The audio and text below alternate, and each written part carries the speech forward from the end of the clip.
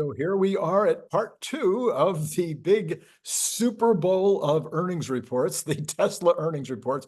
So I'm going to try, some of you, I know this might be the first time that you're paying close attention to any earnings report or earnings call, or maybe this is only the first time that you're paying attention to the Tesla earnings report or earnings call. Others of you are quite expert at finding the information that is released, and you know what to look for and who to look to for analysis. But I'm going to try to make this description, this pregame show, as useful to all of you as possible as I go through the process that I take during the course of the day in order to be on top of it and to get the information that I need to be wise about how I go forward with my investment in Tesla in particular. Let's face it, there's no other company that has the kind of interest that Tesla does in their earnings calls, because you never quite know what the quarterback is going to do when it comes to the Tesla earnings call. All right, let's start with the times and the places. Oh, by the way, this is Randy Kirk.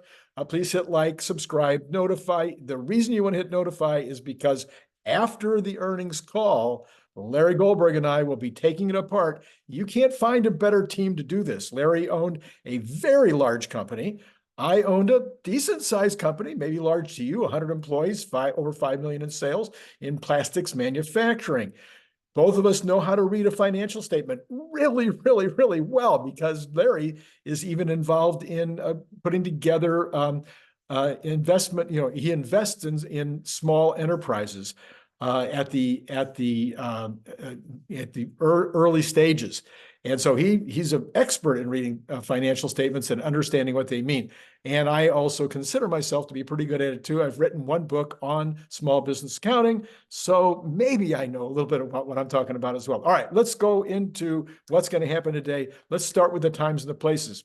Tesla will post its financial results for the fourth quarter of 2023 after the market close on Wednesday, January today. All right. At that time, Tesla will issue a brief advisory containing a link to the quarter four and full year 2023 update, which will be available on Tesla's investor relations website. That is ir.tesla.com. That's as simple as can be. We'll go there later and I'll walk you through some stuff.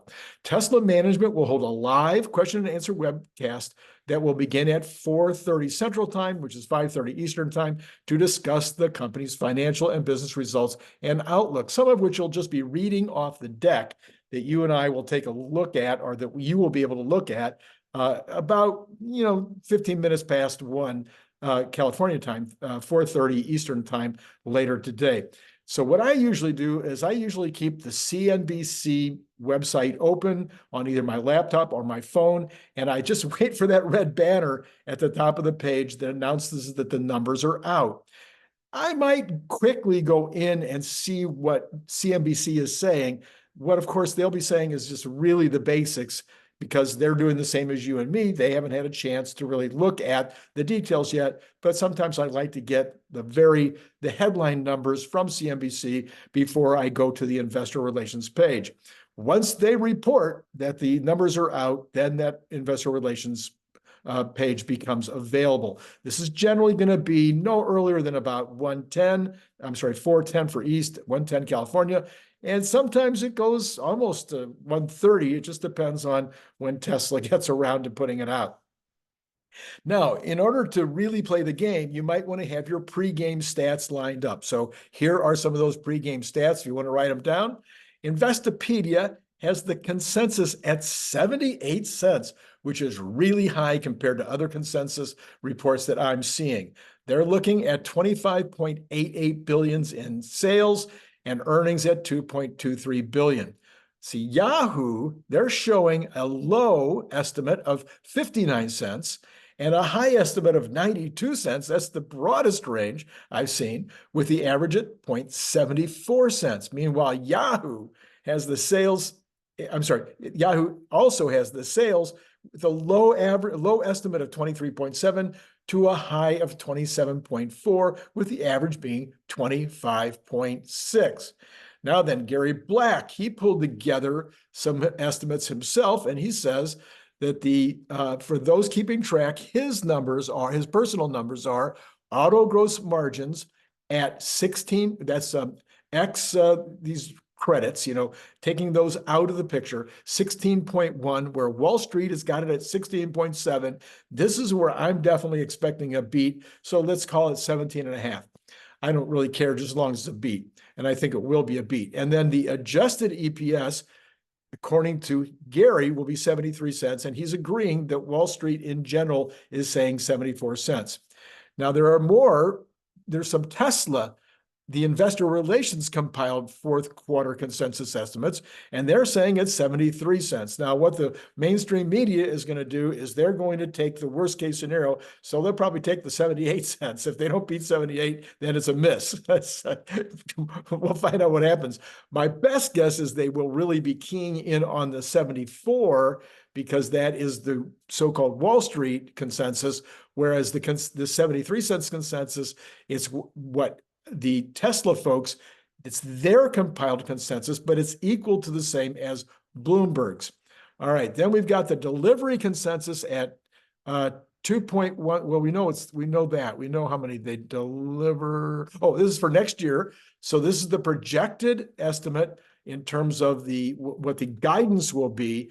And Tesla is saying that the consensus is 2.161, and that is below Bloomberg's at 2.187. And I'm hoping that they guide for at least 2.2, with maybe a hope and a guess that they might reach 2.4 or higher. All right, then for the full year 2024, the adjusted EPS consensus is $3.62, which is about 5% below Bloomberg's at $3.80. Now, if you want to dig deeper into all the details, you have these choices. Meet Kevin looks like he's the only one I can find that is going to live stream starting at 1 o'clock California time. I'm not a big fan of Meet Kevin, but he's not dumb. He's a pretty smart guy, and he does definitely know how to read financial information and to analyze it well. So you might want to contemplate turning him on around 1 o'clock, 1:10, 1:15 to see what he's saying. Rob Maurer used to do this. Rob Maurer is no longer doing it, and I can't find anybody else that's going to do that particular job as the numbers come out. I certainly am not going to tackle that job. All right.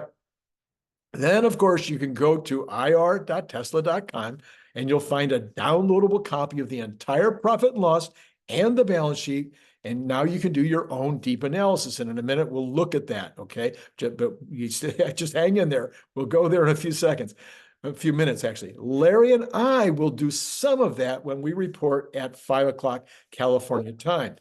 If you go to the investor relations page, you'll also see the complete slide deck and a lot of forward-looking information from Tesla. Well, again, we'll be looking at that in a minute. Now, I will be living there from the moment it drops until the call starts at 2:30 California time. That usually goes about an hour, and ends about 3:30. That's when Larry and I will start recording right at 3:30, and then we'll go probably less than an hour and publish sometime between 4:30 and 5 o'clock California time. Now, what will Larry and I be looking at? This is the things that I think I know Larry well enough. I'm going to speak for him. We're going to be looking at expectations for what the savings will be on cost of goods going forward, because that will also be number two, what their expectations are for auto margins going forward. Of course, you need to know what the average selling price is going to be, and then what's going to happen to the average cost of goods. When you go get those two pieces of information, now that's going to give you your margins.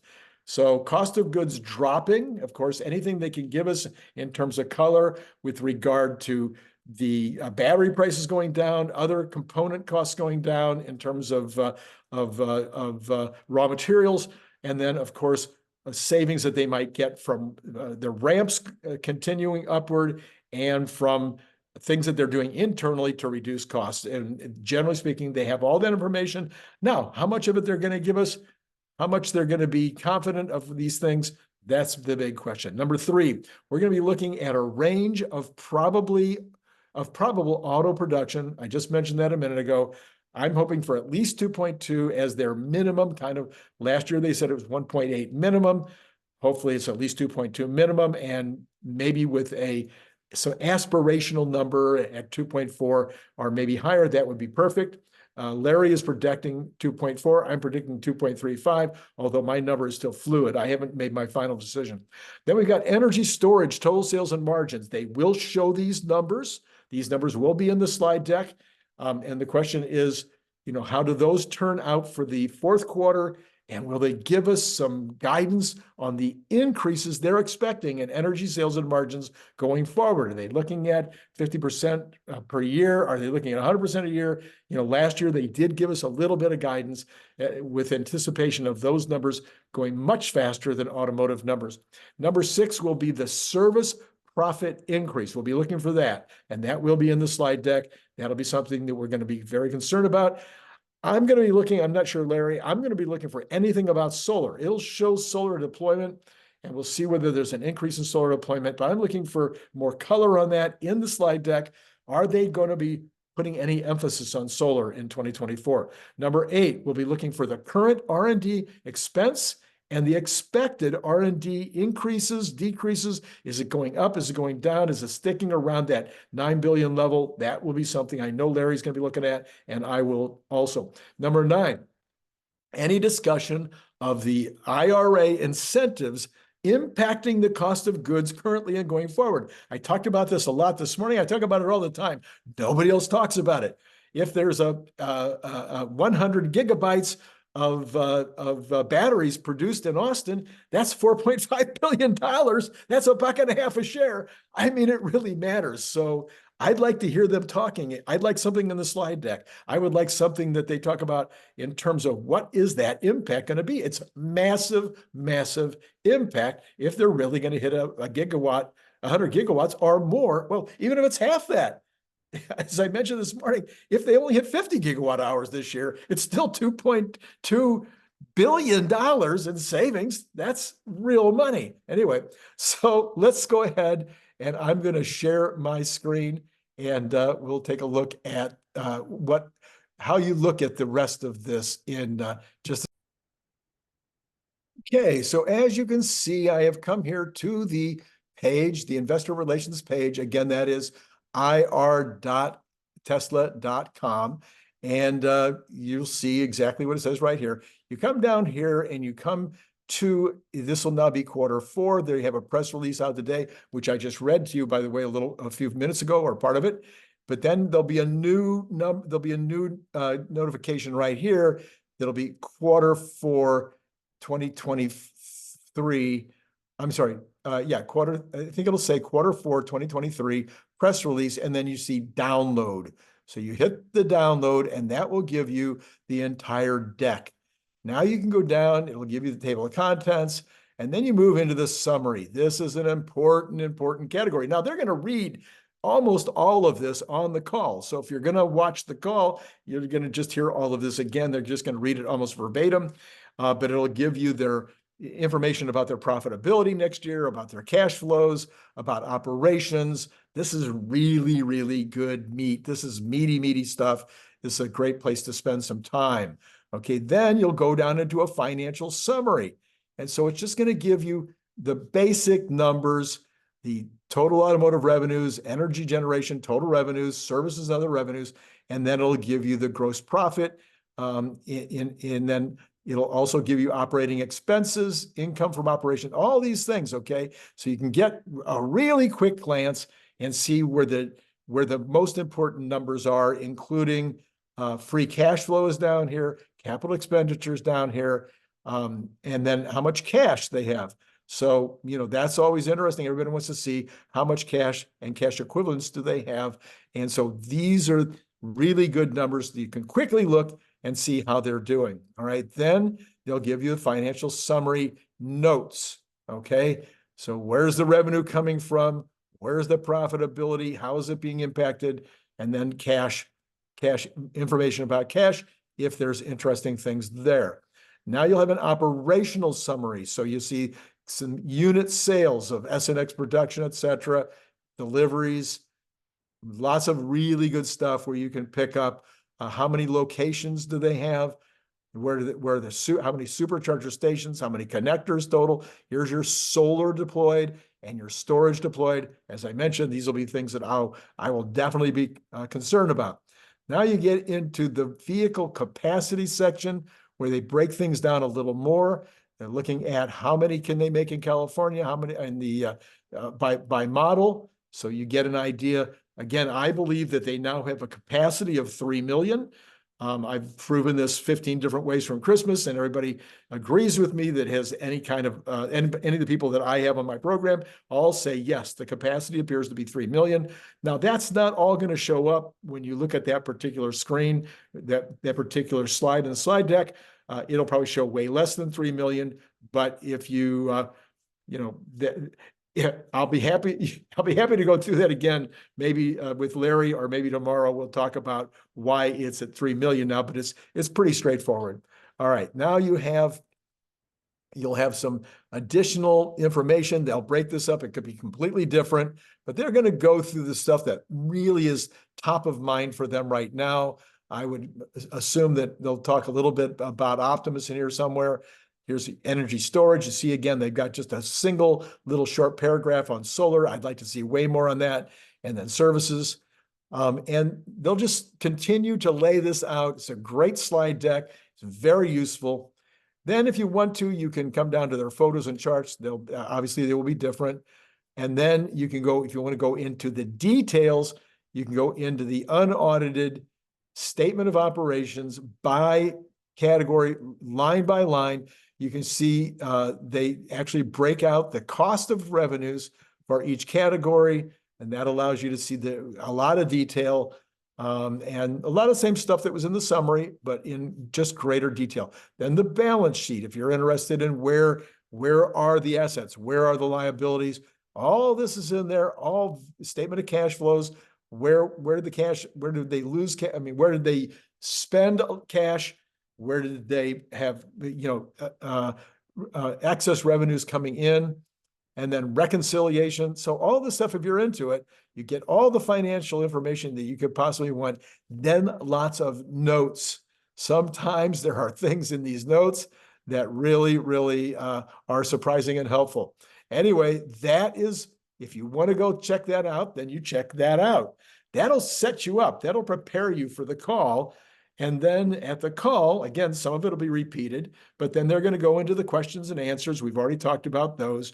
And then as soon as that is over, that's when Larry and I will join you again, and we'll give you our analysis of all of that and the questions and answers from the call and how we see that playing out over the next months and even years in our follow-up analysis. All right. I hope that was helpful and useful. If it was, please hit like. Please hit the like button and hit subscribe if you haven't done it already. And why not? I mean, really. And then also hit notify so you'll be reminded about Larry and I being on later today if you want to be able to take advantage of that opportunity. And then, join Patreon, support the channel. It's really not that expensive, $3 a month. I think almost all of you could afford the $3 a month. Then there's a $5 level where you get a free book. Pick your choice of all my books that are on that are available as ebooks. And then if you join at the $10 level, you can get a free Cybertruck bottle opener and one of the books, or you can get both books. Lots of choices, lots of opportunities. Anyway, and then you, of course, can buy the Cybertruck bottle opener. All right, that's it. I will see you in about 5.5 hours when we have the after game. What do you know? The post game show. We'll have the post game show with Larry. Looking forward to it. It's been great talking to you.